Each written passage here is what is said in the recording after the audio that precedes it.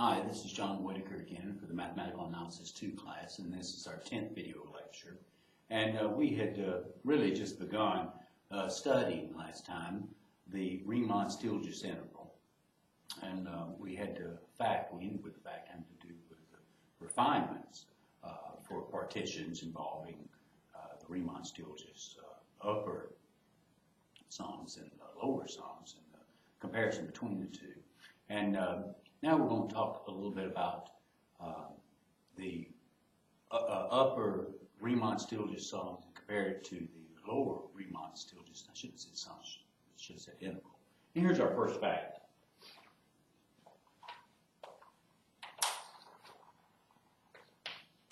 So as a theorem, we have that the lower Riemann-Stieltjes integral is going to be less than the upper Riemann-Stieltjes integral. We're going to prove this fact.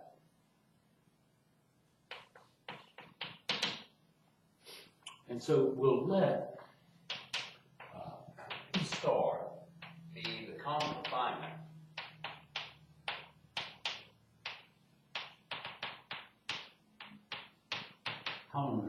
partition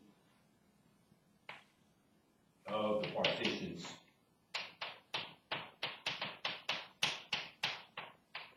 P1 and P2. And this is of integral a to b, and that's where f is going to be defined.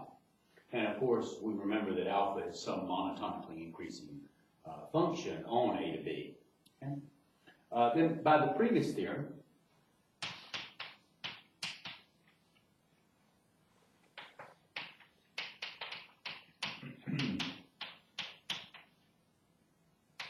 we've got the following inequalities.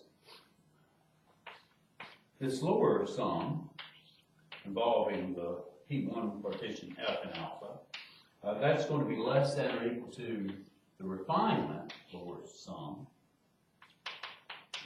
of f and alpha. And that's going to be less than the upper sum with the refinement partition. But that's going to be less than or equal to the upper sum with P sub 2 F alpha.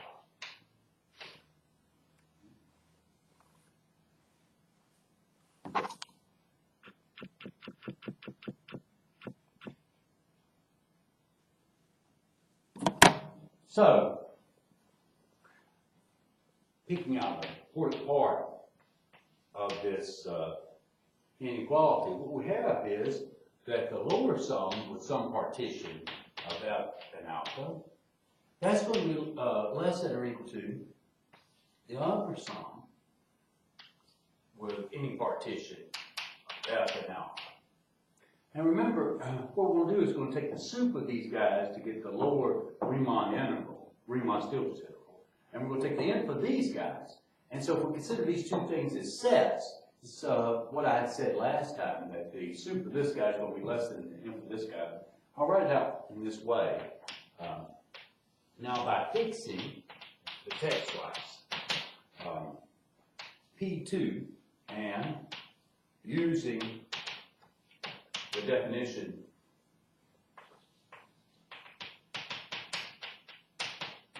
of the lower Riemann-Stieltjes integral,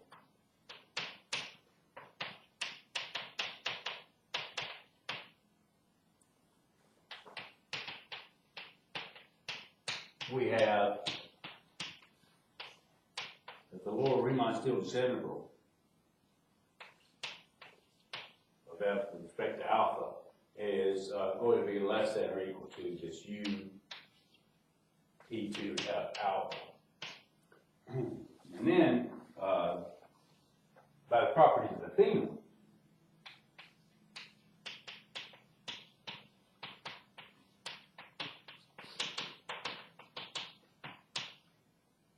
we have that this lower Riemann-Stieltjes integral will be less than or equal to the upper Riemann-Stieltjes interval. And that's the proof.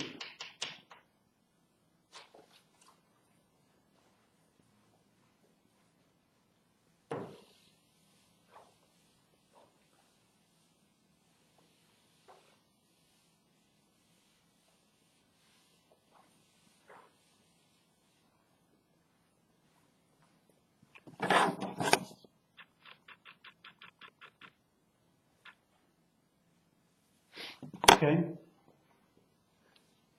Next, we have a theorem. It says the following. It says, let f be a Riemann-Stieltjes interval function on A to B. Okay. Or I should, instead of saying let, we will say that f is a Riemann-Stieltjes interval function on A to B, if and only if for every epsilon greater than 0, there exists a partition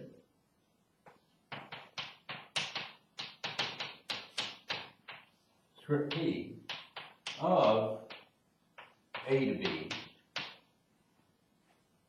such that the upper Riemann-Stieltjes sum with respect to the partition, the function in alpha, minus the lower Riemann-Stieltjes interval sum will be less than epsilon. And this fact gives us kind of a criteria for which we can determine whether a function is Riemann-Stieltjes integrable. So this will be an important fact, and we'll use it to prove other theorems. Okay, so here's the proof. It's an if and only if statement. And we're going to start by going in the backwards direction as the book does. So what we're going to do is suppose for each epsilon greater than 0, there exists a partition. This partition really depends on epsilon, such that this upper sum minus this lower sum is less than epsilon. And what we want to do is we want to show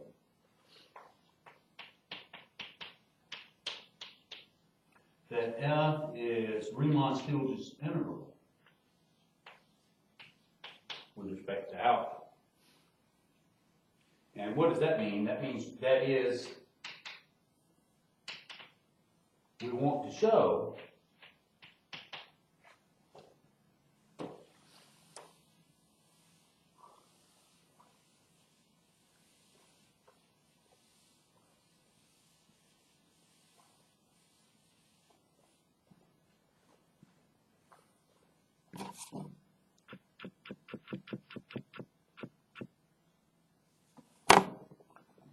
that f is Riemann-Stieltjes integral. We want to show that the lower Riemann-Stieltjes integral with respect to alpha equals to the upper Riemann-Stieltjes integral with respect to alpha.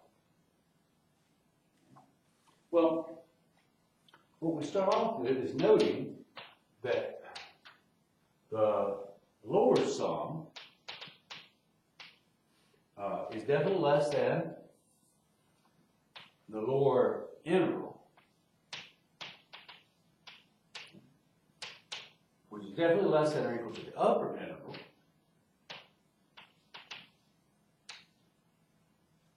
which is less than or equal to the upper sum with this particular partition. Okay. Now,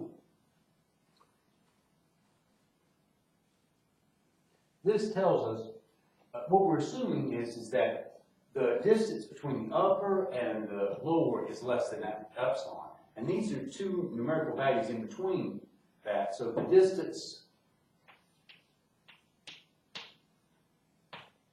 between the upper and the lower has to be less than epsilon. And epsilon epsilon is just any positive number, and it's an arbitrary positive number. Or since epsilon greater than 0 is arbitrary, this is true for any positive number we have. Then that says that these two numbers, that is the lower Riemann Stieltjes sum, has to be equal to the upper Riemann Stieltjes sum.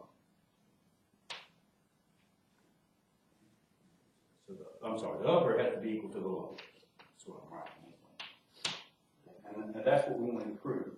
So as a conclusionary statement, we could say, so F is Riemann Stieltjes integral on A to B. Now we've got to go the other direction.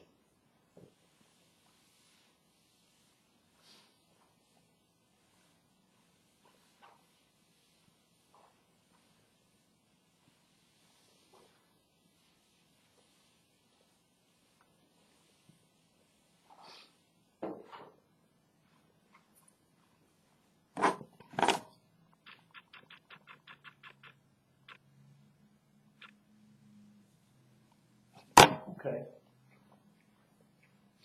Here, we suppose F is Riemann Stieltjes integral, and we let epsilon be greater than 0 be given.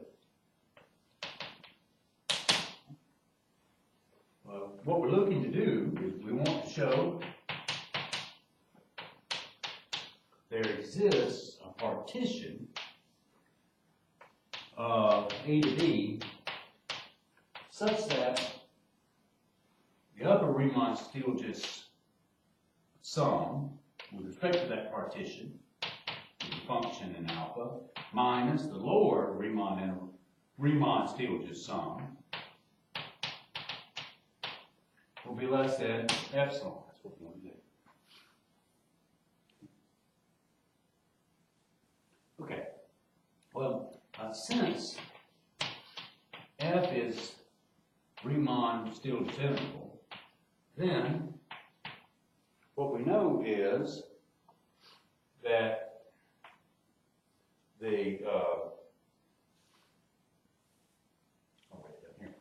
we know that the nth of all the upper sums, this is taken over all partitions, is equal to the upper Riemann Stieltjes integral, which is equal to the lower Riemann Stieltjes integral, which equals to the sup of all the lower sums.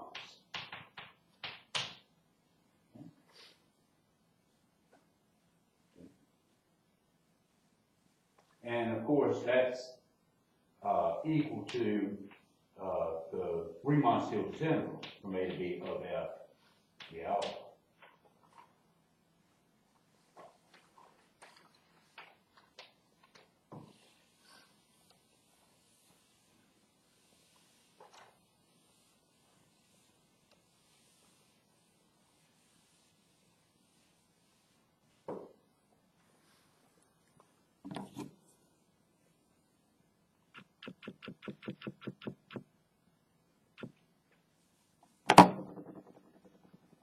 Okay.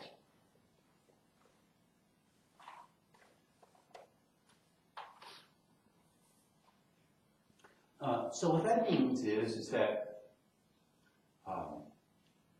if we add a little bit to the Riemann Stieltjes, let's say epsilon over 2, then since that's equal to the nth of the upper sums over all partitions, the Riemann Stieltjes integral is. If we add a little bit more to it, then that is not a lower bound.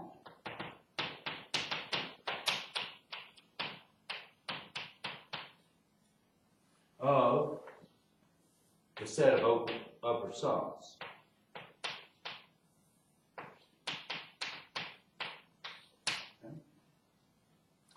So there exists a partition, piece of 2,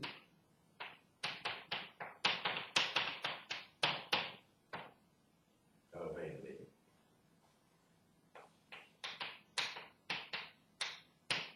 Such that that this interval from A to B of f d alpha plus epsilon over 2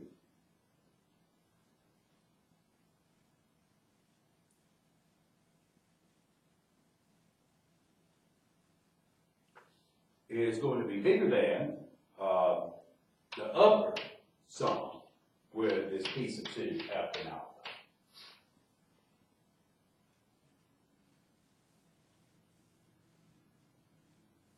That's what I mean.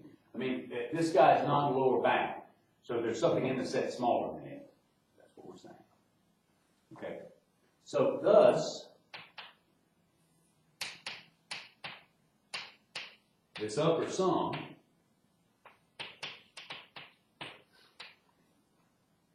minus the Riemann-Stieltjes integral is going to be less than epsilon over 2. Okay, well, we can do a similar type of argument. So similarly,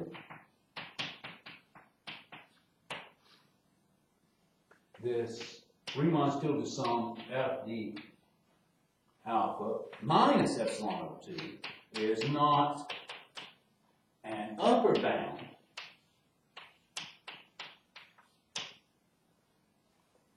for the sets of all lower sums with partitions f and alpha.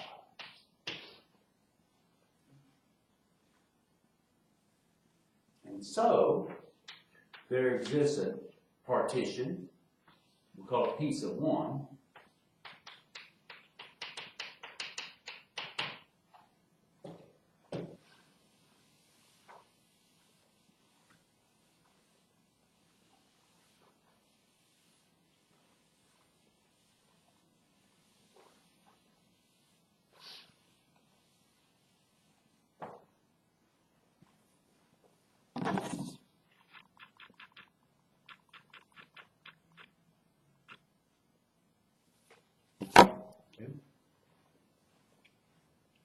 such that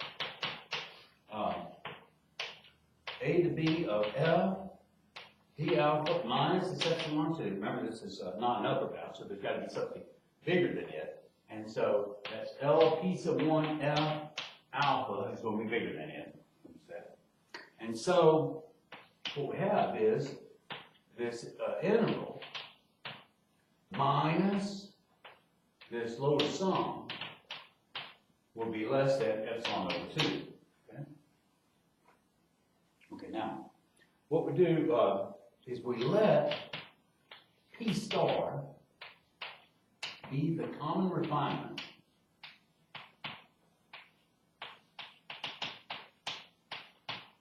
of the partition P1 and P2.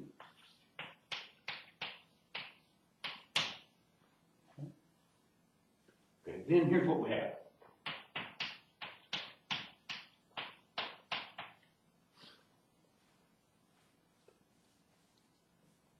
We have the upper sum with the common refinement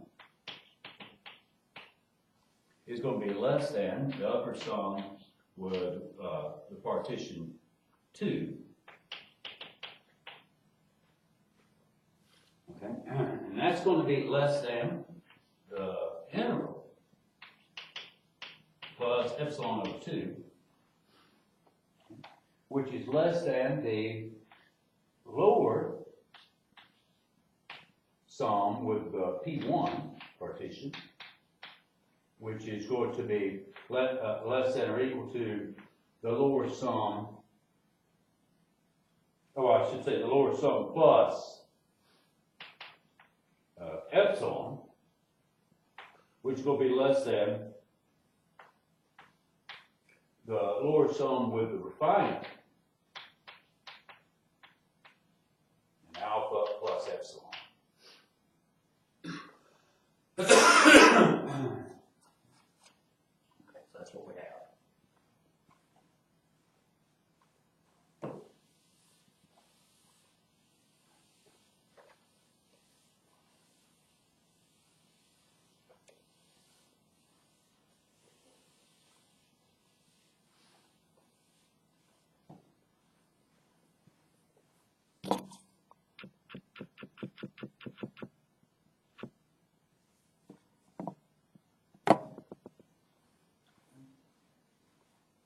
So, this upper sum with the refinement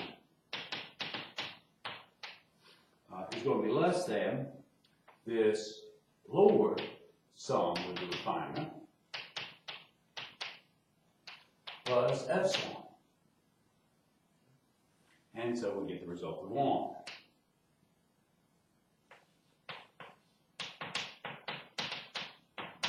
The upper sum minus the lower sum is going to be less than epsilon. And that's it.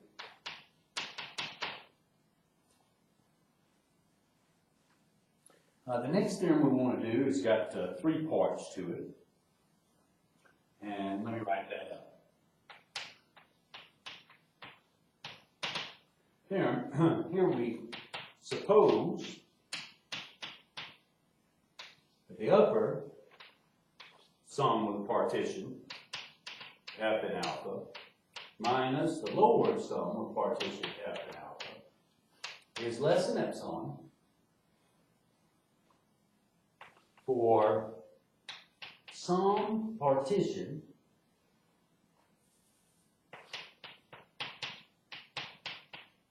script p of a to b and some epsilon greater than 0. Then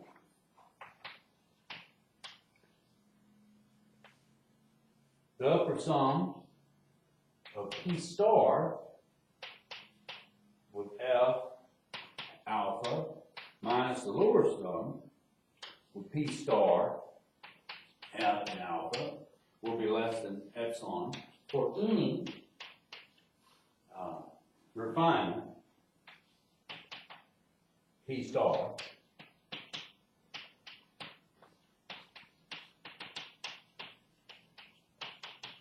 of p. That's the first step.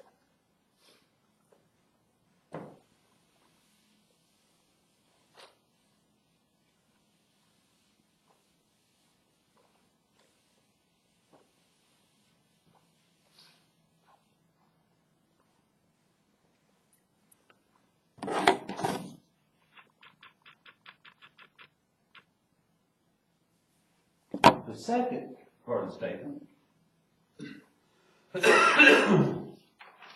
says, suppose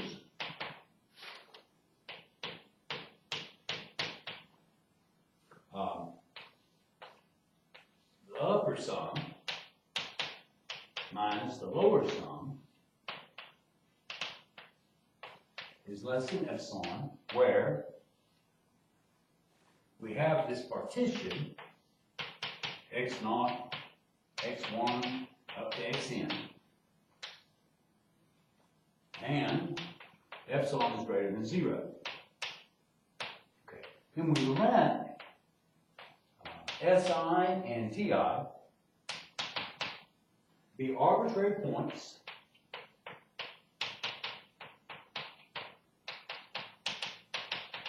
in xi minus 1 up to xi, the subinterval.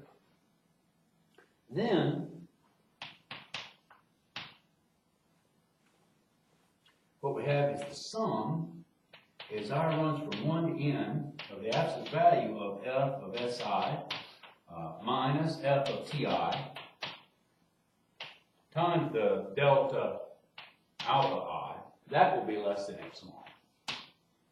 That's the second part statement in this theorem. And then the third statement says if f is Riemann-Stieltjes general with respect to alpha, and the upper sum for some partition is minus the lower sum for the same partition is less than epsilon, and that's for some partition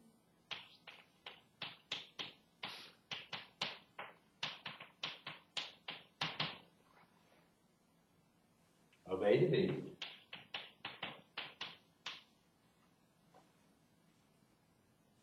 and some epsilon greater than 0.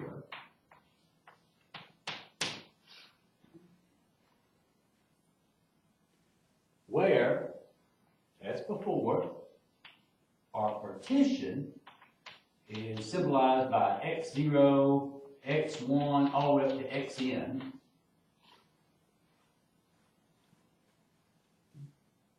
And again, we have these SI and TIs are arbitrary points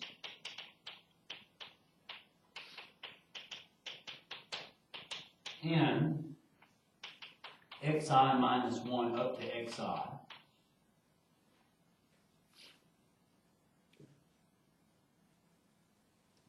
Then,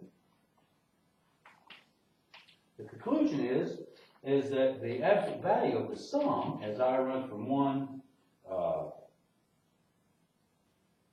to n, of f of ti and delta alpha I minus the Riemann-Stieltjes integral of f d alpha, that's going to be less than epsilon.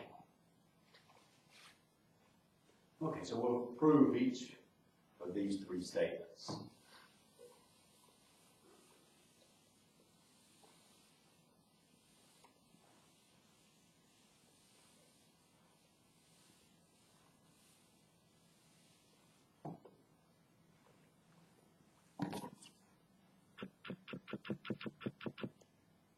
Statements are kind of easy to prove, short to prove, but most of the work has to do with writing down what the hypothesis were. So let's remember for A, here's what we have.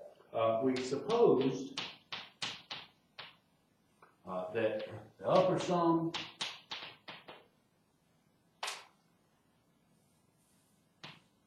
minus the lower sum for this particular partition was less than epsilon, and that was for some partition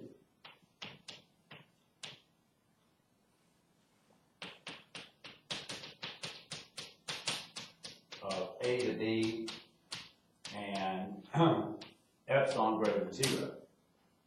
Okay, so that's what we have.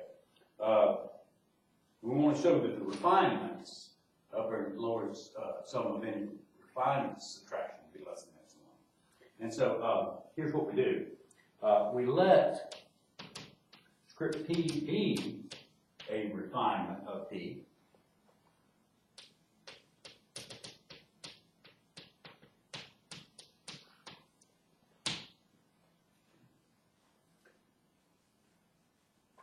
So by a previous theorem,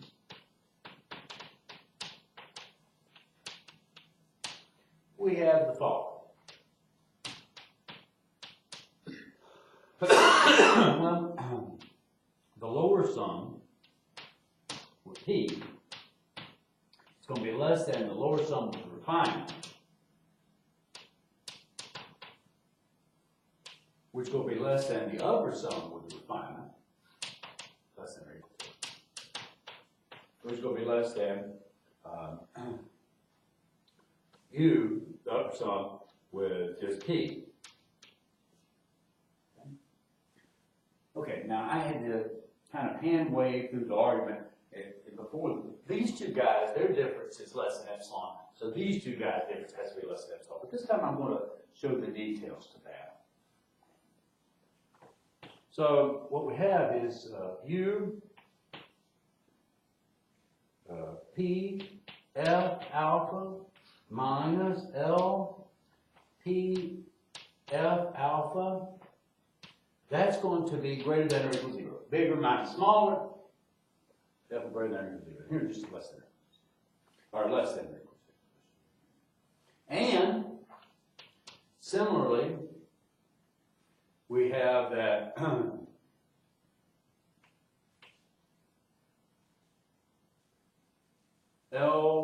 I'm sorry, I didn't write down what I wanted to. Here, I'm going to have the upper sum.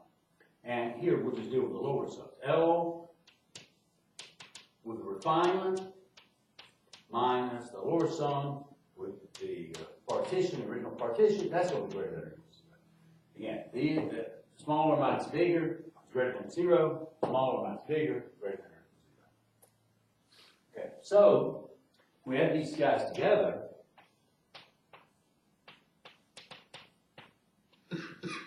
And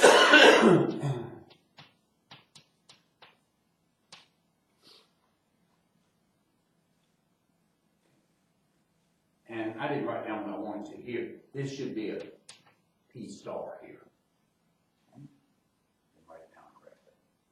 Okay, so if I add them together,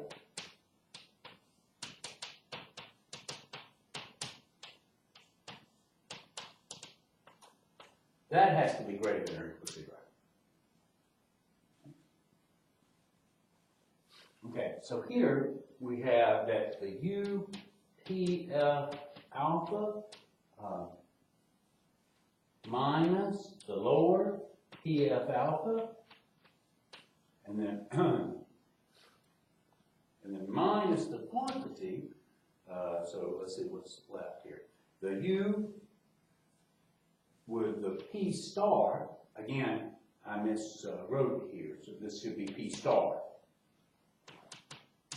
F alpha minus the lower with P star F alpha. That has to be greater than 0. And so what that says is that the difference between the upper sum with the refinement, with the lower sum with the refinement, that has to be less than or equal to the difference between the upper sum with the original partition minus the lower sum with the original partition. Okay. But we know this is less than epsilon. So that means that this difference is less than epsilon. And that's what we wanted to show. So that's part A's proved.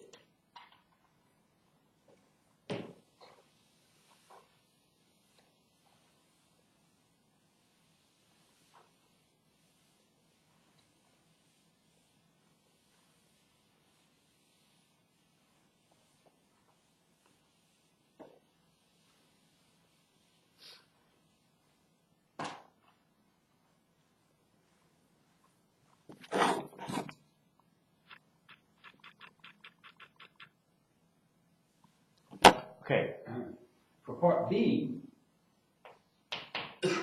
let's suppose that the upper sum of some partition minus the lower sum partition is less than epsilon, where we're giving some kind of representation for the partition.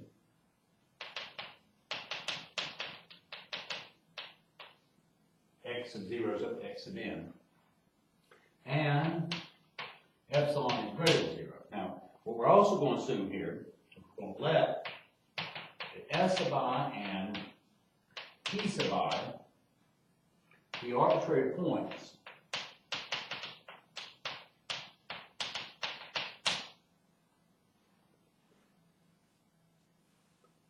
in, of course, the subinterval x sub I minus 1 up to x sub I. Okay. What we want to do is we want to show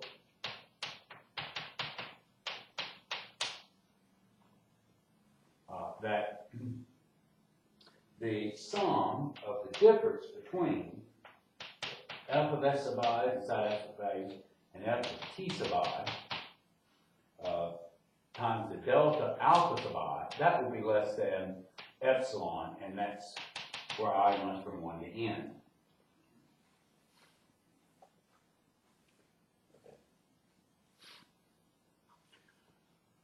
All right, so the first thing we do is that we know, look, these f of s sub I and f of t sub I, they're output values, and their output values really, when you're just looking at f acting on that subinterval.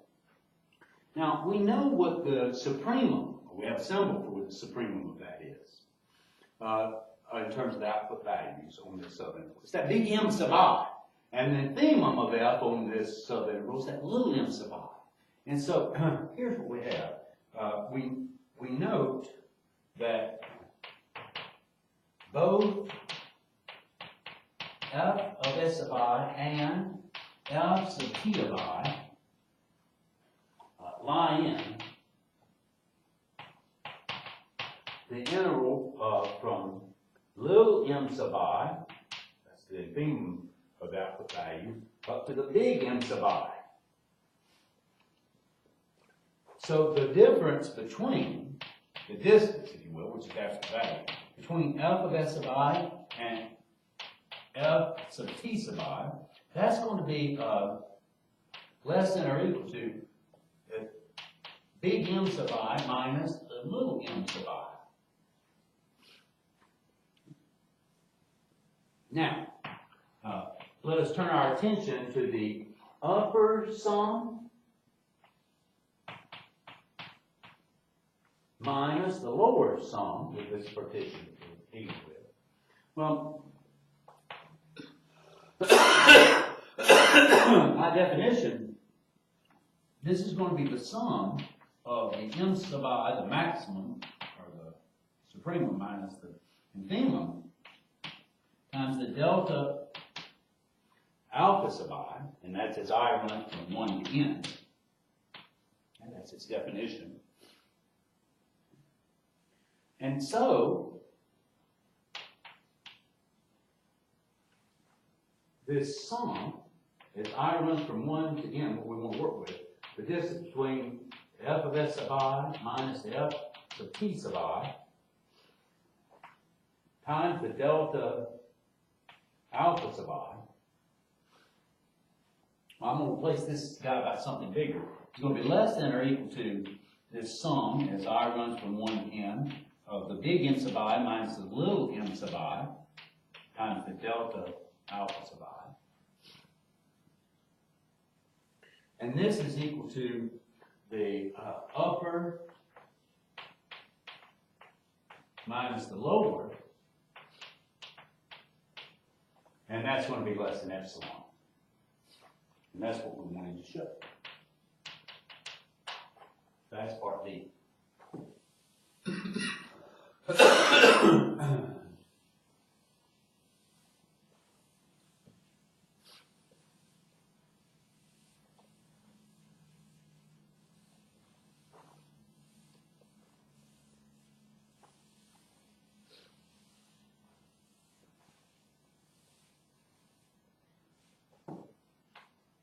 Okay.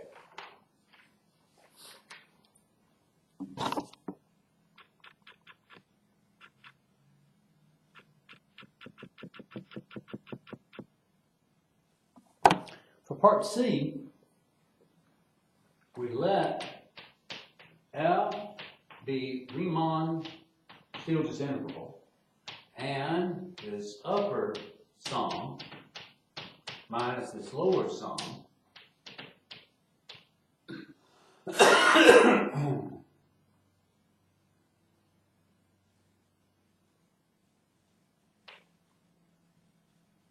be less than epsilon, where this partition is denoted by x of 0 up to x of n, and epsilon is greater than 0. And then we have these s sub i's and t sub i's are arbitrary points in the sub-interval from x sub I minus 1 up to x sub I. We want to show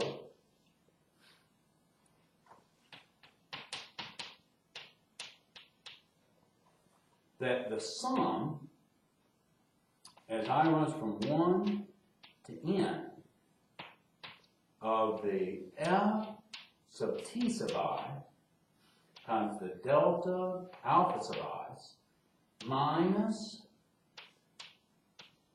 the Riemann-Stieltjes integral of f with respect to alpha, the distance between that is less than epsilon. Okay. Really, I don't think this s sub I is part of this statement. I'm just mimicking kind of part B, but it's not going to play any role. It doesn't have any role in the conclusion. And so here's what we note. that the lower sums, okay, is definitely less than or equal to this sum as I runs from 1 to n of f sub t sub I, the delta alpha sub I. And that's going to be less than or equal to the upper sum.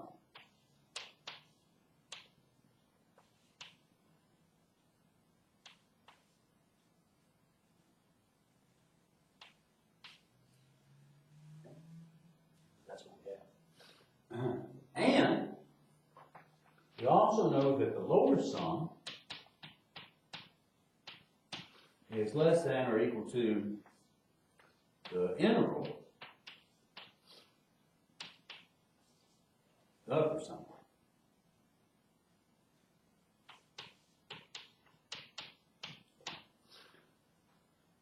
All right, so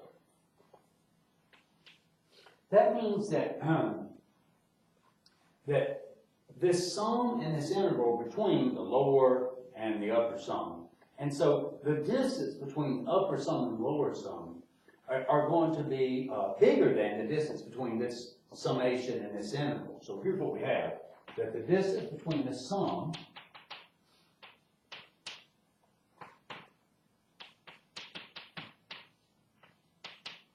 minus this integral is going to be less than or equal to this upper sum minus the lower sum, and that's going to be less than epsilon, and that's what we want to prove.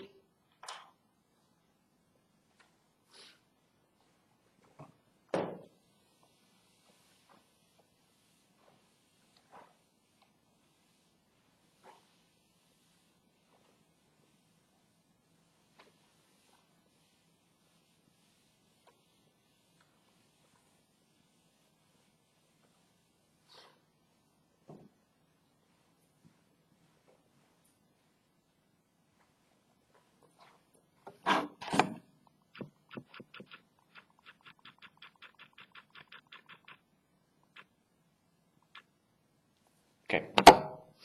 Next, I want to write some things down that we dealt with before. Okay. After stating a theorem. So here's the theorem.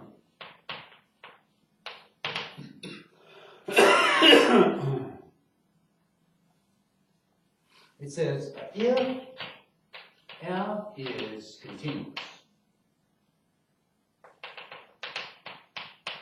on A to B, and again, we're still assuming that f is bounded, okay? That's one of the criteria that we have. Then, f is Riemann-Stieltjes integral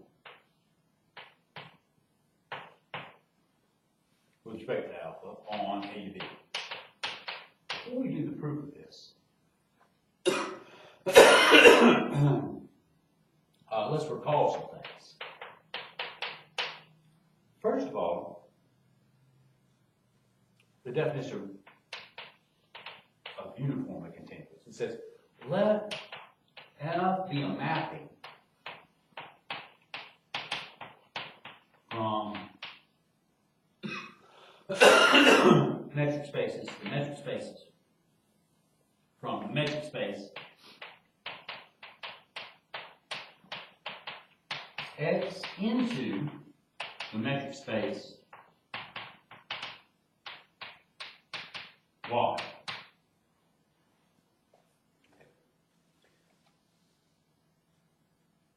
We say that f is uniformly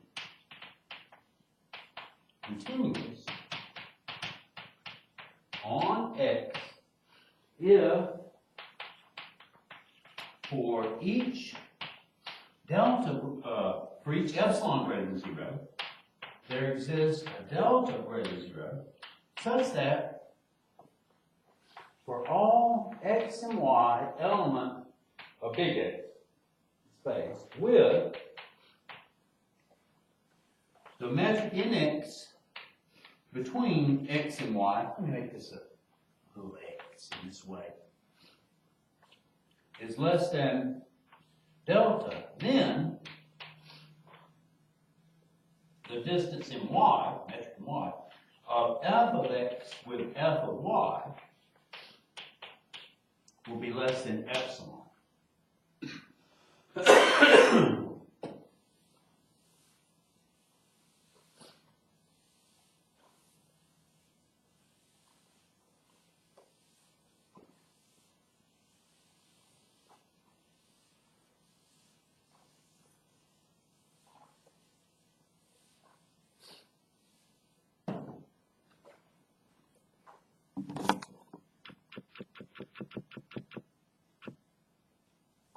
Okay, that's one thing to remember.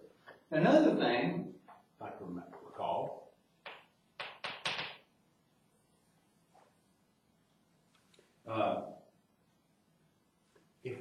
as a fact, if F is a mapping, I should say a continuous mapping,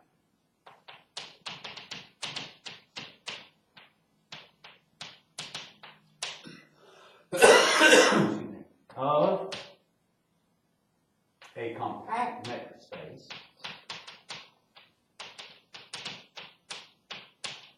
X into a metric space Y,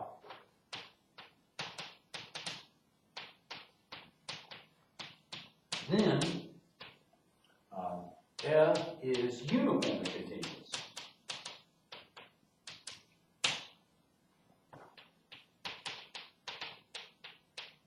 On X. And then the third thing, as a fact to recall,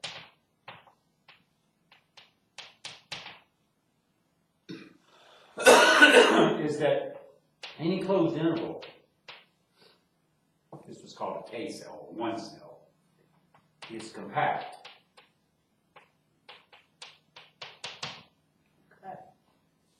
So that's going to help us with our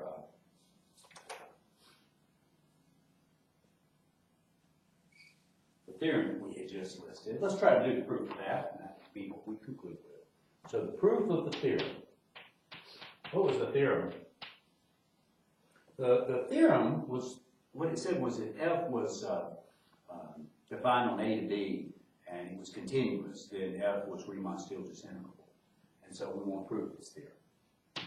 Okay, so we had proved something today about how we can tell whether something is Riemann-Stieltjes disintegrable, and it was with using those epsilons and showing that there was some partition such that the upper sum with that partition minus the lower sum with that partition will be less than epsilon. That's what we're going to use here to prove this theorem. So if we let epsilon be greater than 0 be given, okay, choose this eta, another number, greater than 0, such that alpha acting on B minus alpha acting on A times eta is going to be less than epsilon. So this is some number, we're going to multiply by something small enough that it gets less than epsilon. So since F is continuous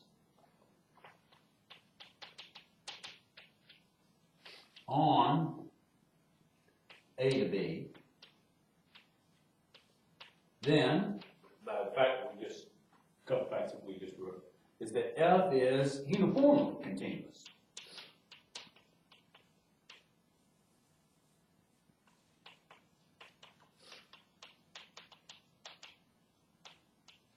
And again, it's on A to B.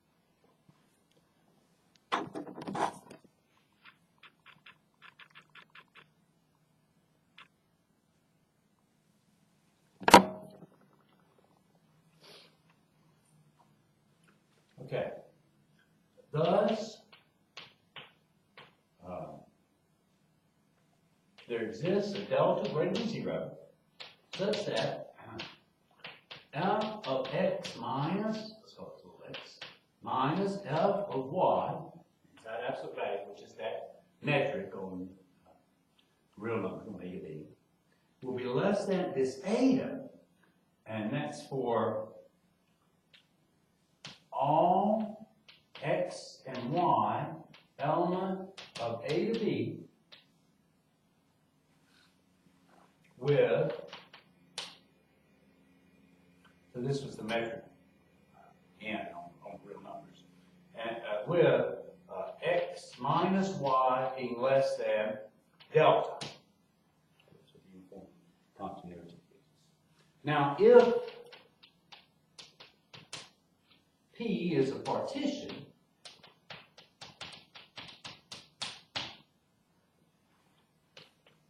of A to B, such that the delta xi's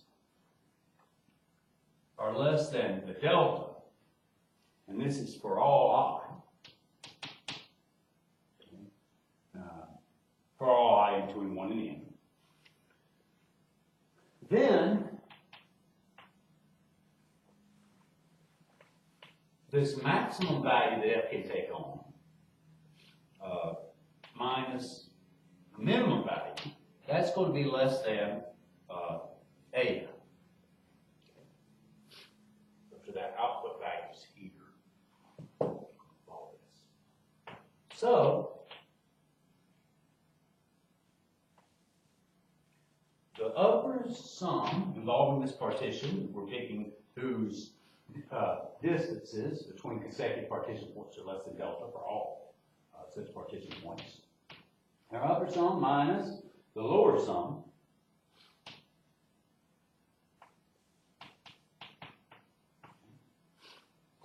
that's going to be equal to the sum as I run from 1 to n of the big N sub I minus the little n sub I times the delta alpha sub I. But that's going to be less than, this guy's less than eta, the delta alpha sub I. You pull out the eta, it's a constant with respect to I. Okay, now this delta alpha sub I, remember that's going to be alpha of x of 1 minus alpha of x of naught, which is alpha of A. And you keep going like that, and there's going to be cancellations that are going to happen there. And what this sum is going to end up yielding is nothing more than eta times, it's going to be alpha of beta minus alpha of A. Okay? But we've chosen eta such that when you multiply by alpha of beta minus alpha of A, you're going to get less than epsilon. So by the previous theorem, that says that F has to be Riemann still disintegrable with respect to A. And that concludes this proof. And it also concludes this lecture. Thank you very much.